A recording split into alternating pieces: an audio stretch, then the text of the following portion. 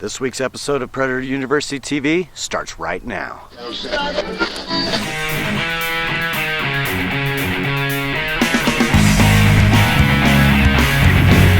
looking man.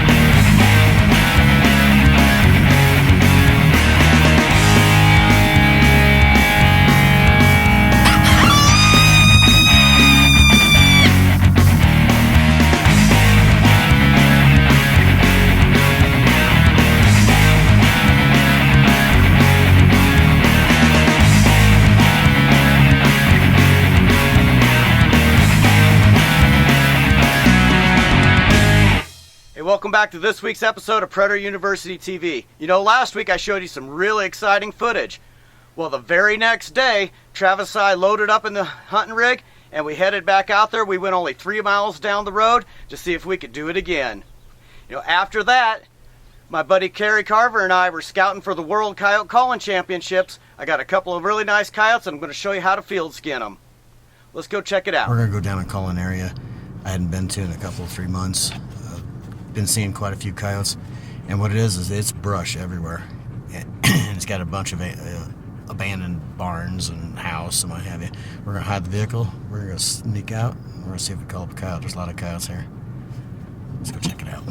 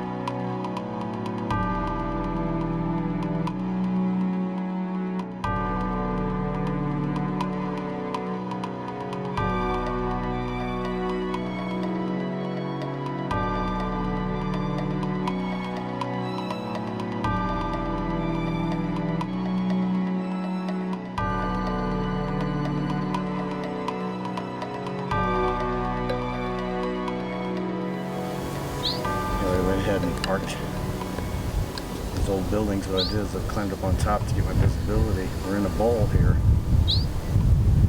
What I'm looking for, we're going to call it a coyote. Yeah, we've got an irrigation field right back here behind us. Nice and short wheat. Be great, good visibility, good contrast, be able to pick up a coyote. But our wind is right in our face. So that ends up canceling everything downwind. They're going to smell us before we even see them. So what I want to do is I want to call either into the wind or preferably on a crosswind. So that's what I'm really doing is I'm ignoring everything back there. We'll save it for a rainy day or a different day. So I'm focusing on what's out here. This is kind of some CRP set aside, basically abandoned farmstead. So what I want to do is look for where can I get visibility. This is a bowl here, so everything's a faded uphill. Which really stinks when you're on the ground, you can't see, and all of a sudden a coyote boils up on you. So that's what I'm looking for right now. The weeds are a little tall. I need a good backdrop. I also need good visibility. And I think I've got it spotted. Let me just double check here. Okay. So straight this way, actually kind of almost directly upwind at a slight angle. We got a couple of old abandoned barns, and there's a rock or dirt. It looks like dirt. It's like a dirt tank. It's probably the edge of a pond, or may just be a pile of rocks as far as I know.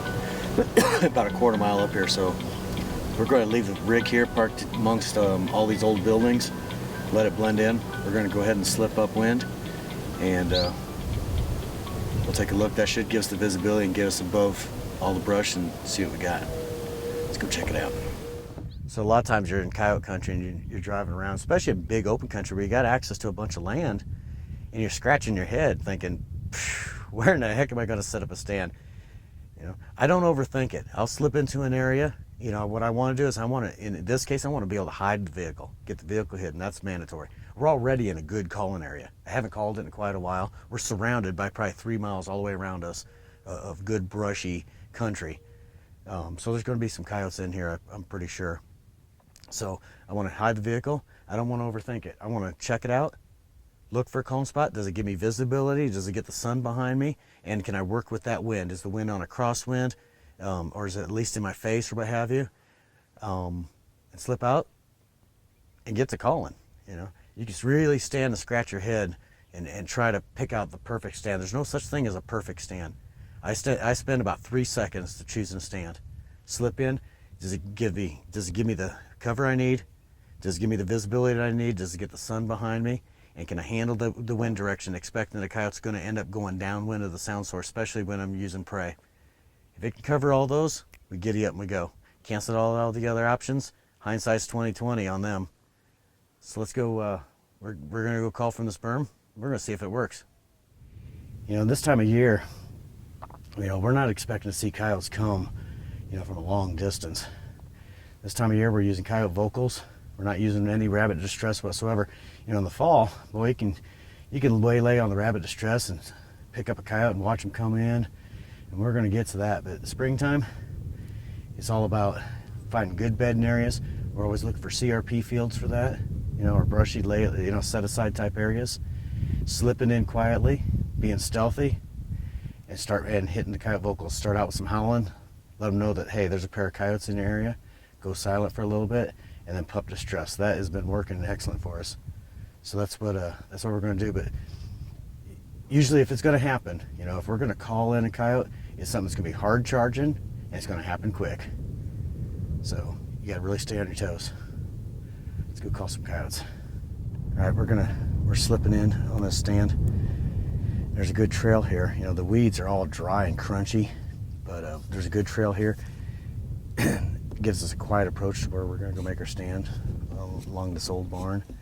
But we're not the only ones that think it's a good trail. This is covered up with coyote tracks. We saw 3 or 4 piles of coyote scat on the way in, and there's definitely a bunch of sets of coyote tracks traveling.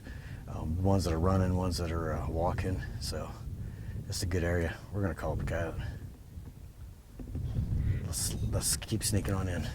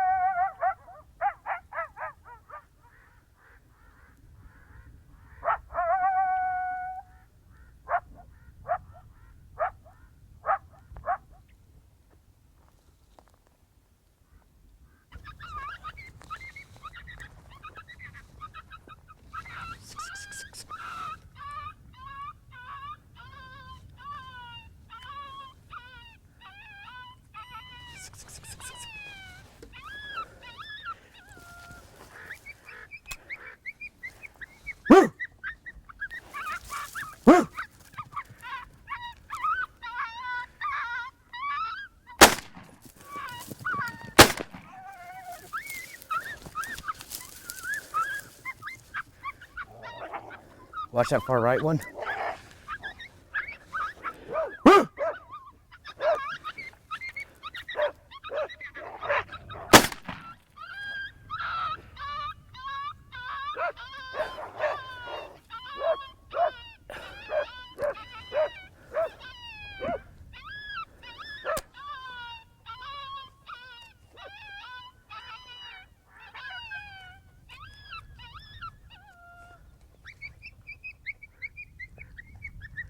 Getting the dog back.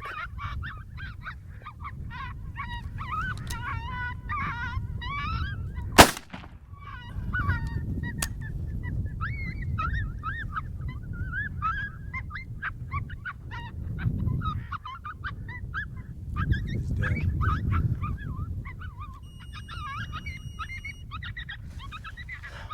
Sorry for the crappy shot. Here, go ahead and go down on me.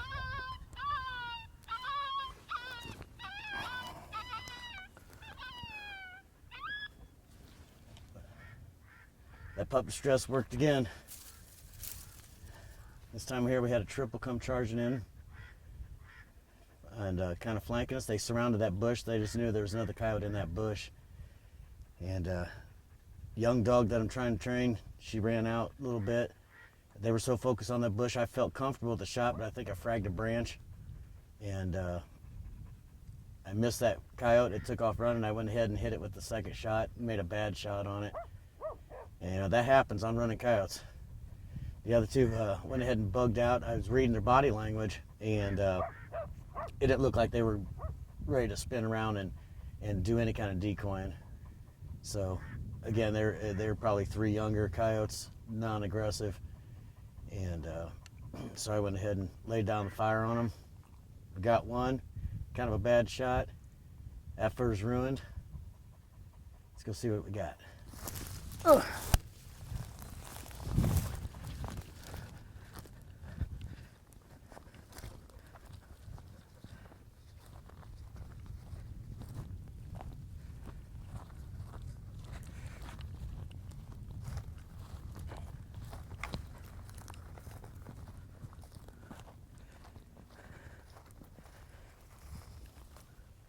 Boy, you should see the coyote tracks around this collar.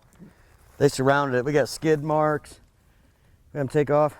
That coyote that I shot at, and I think I fragged a branch, had a little bit of brush, was standing right here, that far from the collar. Tell you what, springtime starting maybe, well, actually when they start pairing up about January or so, you cannot beat coyote distress. Well, I'll be dang. That first shot did get a little bit. Got a little bit of fur right here. I don't see any branch damage, but I'm sure I might have shot a little high on it too. I don't know. But I got him with the second shot, and the third, and the fourth.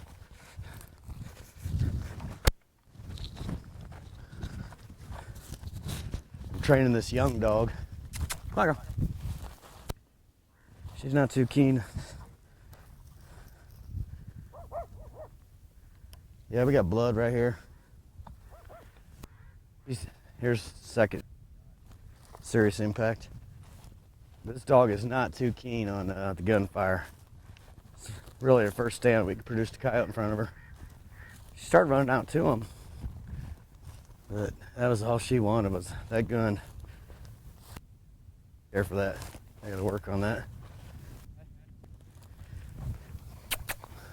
Well, we got ourselves it's a younger male, just like I figured. It's actually kind of heavy, but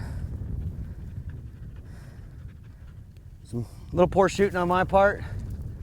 But we harvested another coyote, a calving in the area, and hopefully that's just another day. Calf can be safe.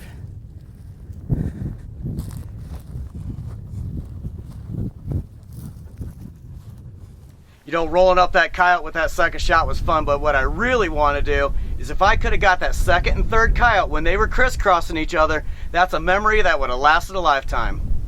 You know, a main part of Predator University is the university part, the educational part.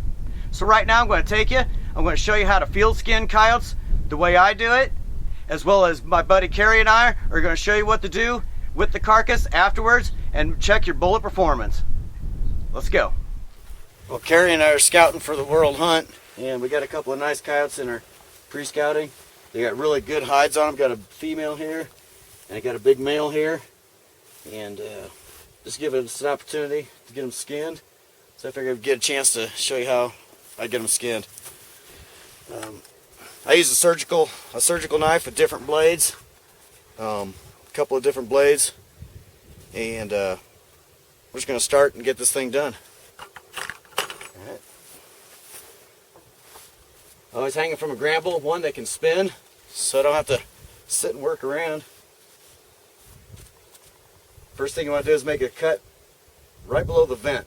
All right, so the first cut we want to do is we're going to call this the vent, is right between the tail and it, just a small cut across here. Okay. From there, we're going to go all this line, this fur. You can see how it lines up between the underbelly and the outside fur. We're just going to run a knife that goes all the way up to the hocks.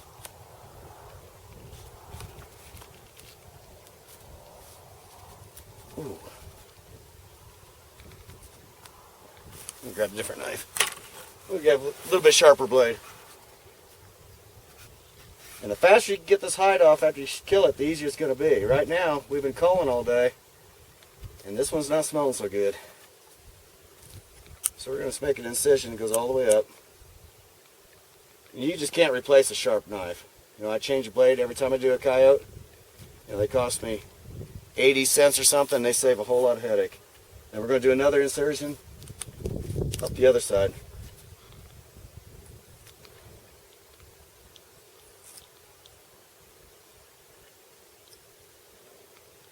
Okay.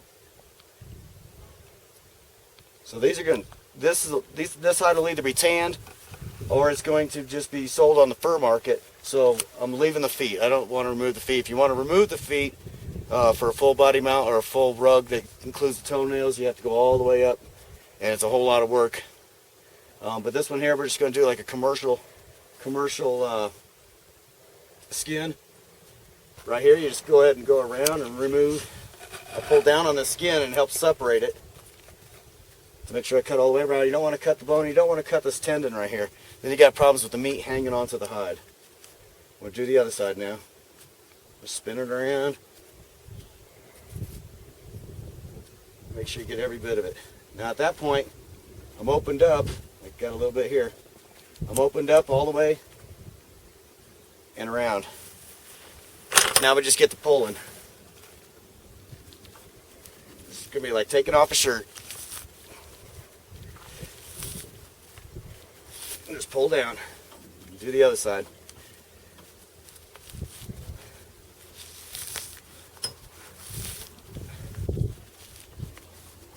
Okay.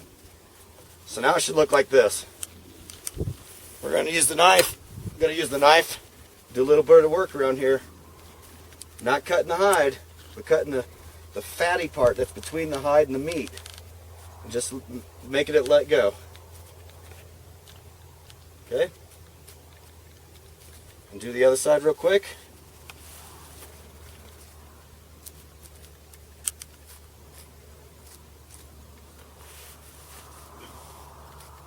Until that tail's exposed, where I can get my finger around this hide.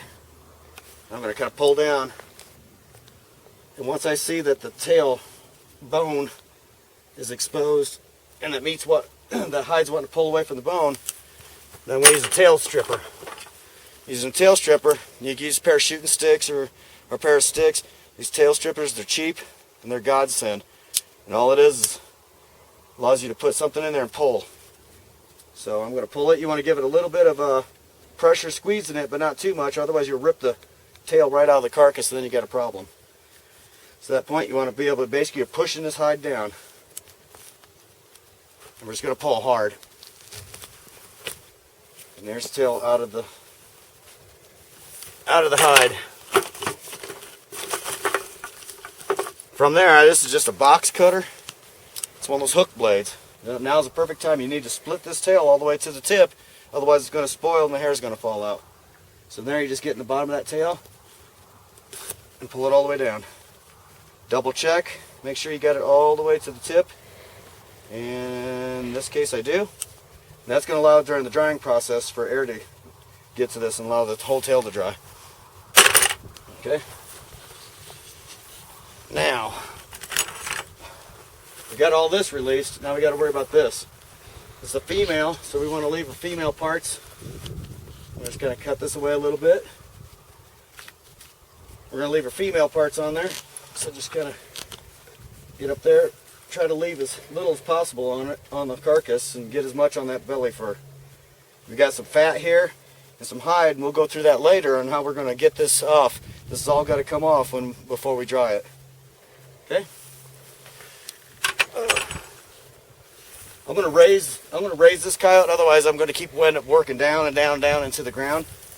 You know, we got a custom made skin and pole that's going to allow me to get this thing raised up in the air.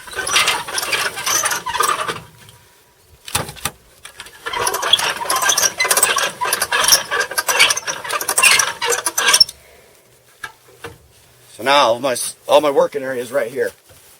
So now we're just going to pull the side down.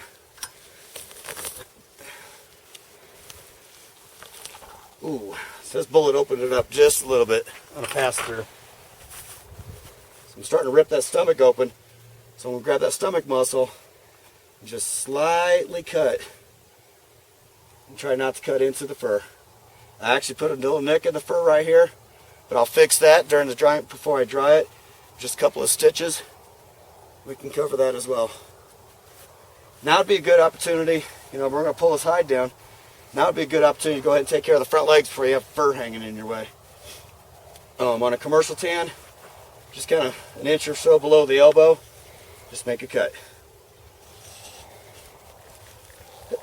You don't want to leave it too long down on the legs. It's really kind of a pain to get on a dryer, on a stretcher, and keep it from spoiling. So, just enough. Now that's going to allow me to pull it off like a short sleeve t-shirt. Okay. I've got the skin and pull. I actually got a hook set up so that I can winch it and pull it and jack it and pull it across and all that, but I'm not going to cover that right now. It really ain't going to help you unless you have a setup like that. This is your typical setup of being able to hang a coyote in a tree, on a fence post or what have you, and skinning it. And it's pulling down. I'm going to pull a little bit more. I'm going to get it down to this throaty part and the shoulders. So you can pull down, pull straight, pull forward, what have you, but you need to pull it. Okay. Alright, at this point I'm up here in the shoulders. I want to trim just that tacky stuff that's holding between the meat and the hide. You don't want to cut the hide. I'm just barely cutting that to help it let go. Sometimes you can take your hands in there and pull down. That's what I'm going to do here. Okay. Can take your finger, what have you. I got a piece of rebar I'm going to grab real quick. A stick will work, screwdriver. I like to use just a piece of rebar that's dulled on the end as not poke a hide. And it's going to allow you to get in that neck area, kind of the armpitish area. I'm just going to push this rebar and kind of work it through. I like to work it from the front and just pop it through. You can see where it comes through here. You can use your fingers, but I find that if you have something, this gives you a good tension to be able to pull. And just like pulling a short sleeve shirt off. And then you got to do the other side.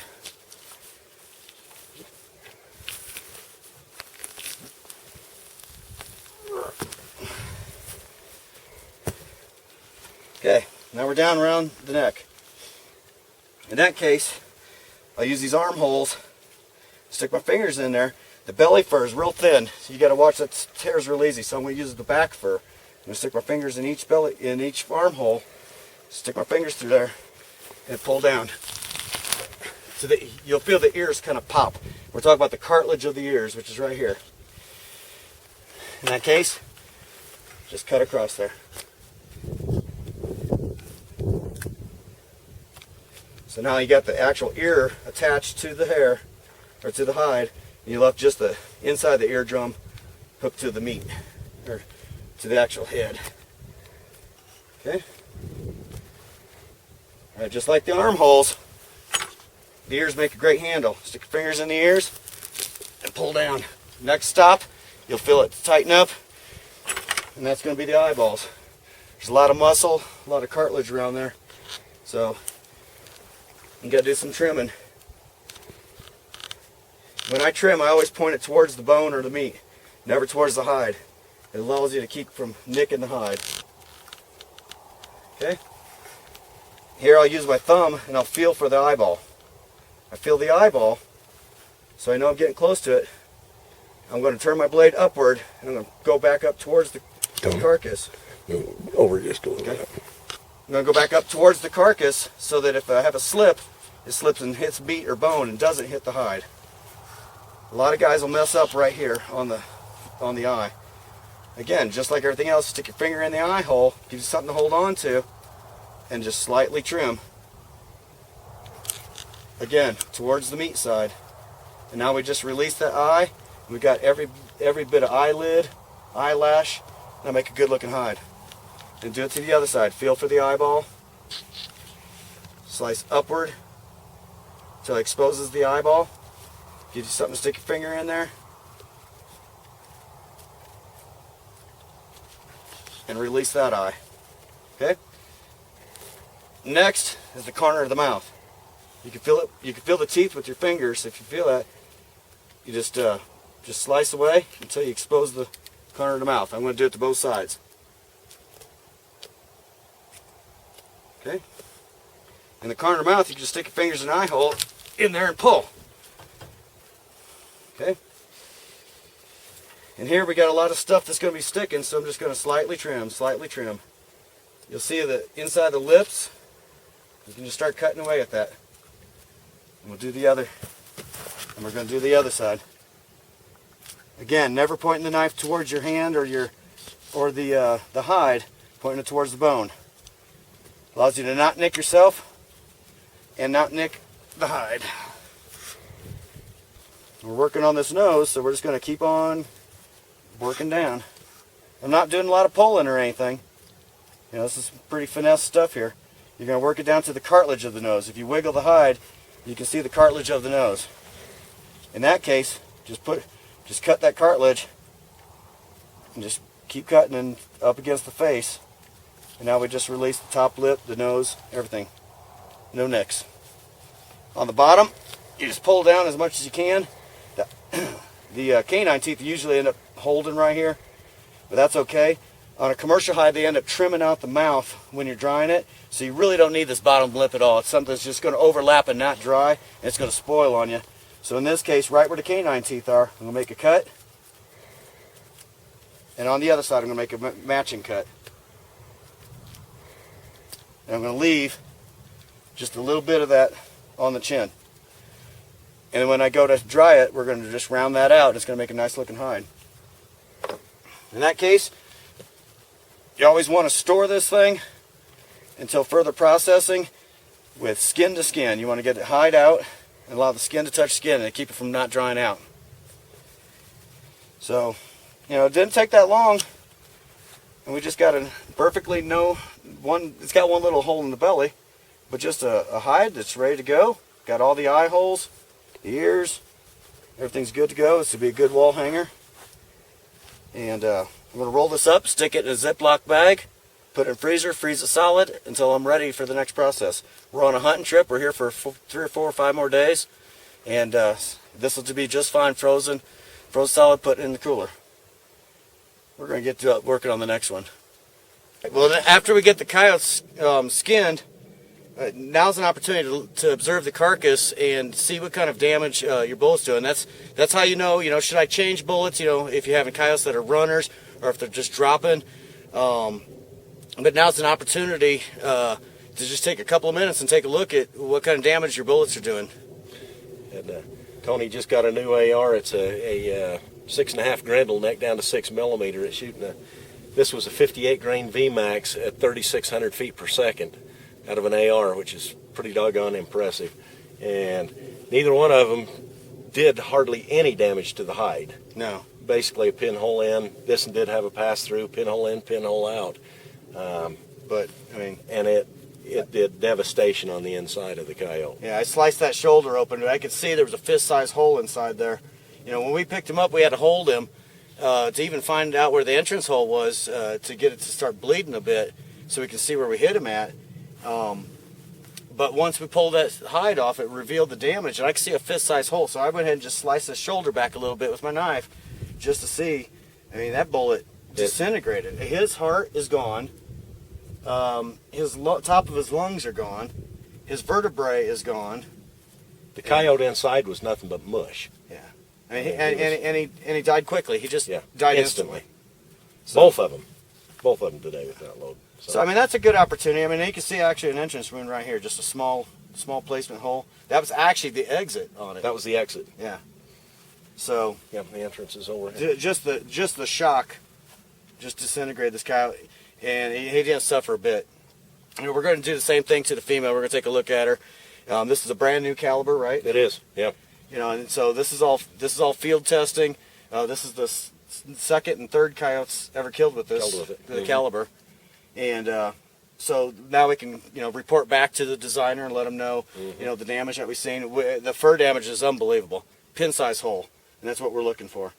So, but just want to show you there's an opportunity now to investigate your carcass. You can see your shot placement. You can see exactly what your round's doing. If you're having pass-throughs or if it's splashing on a shoulder. But now's an opportunity to take a look at the carcass. I mean, it's hunting. Yeah. We're harvesting. You actually hit bone. There's bone fragment all the way down through. So it's a good load. Good deal. Well, that's it for this week's episode. If you get an opportunity, check out my website at www.predatoruniversity.com. There's a whole lot more information on there. If you really enjoyed the show or you got some suggestions, drop me a line. I definitely want to hear about it.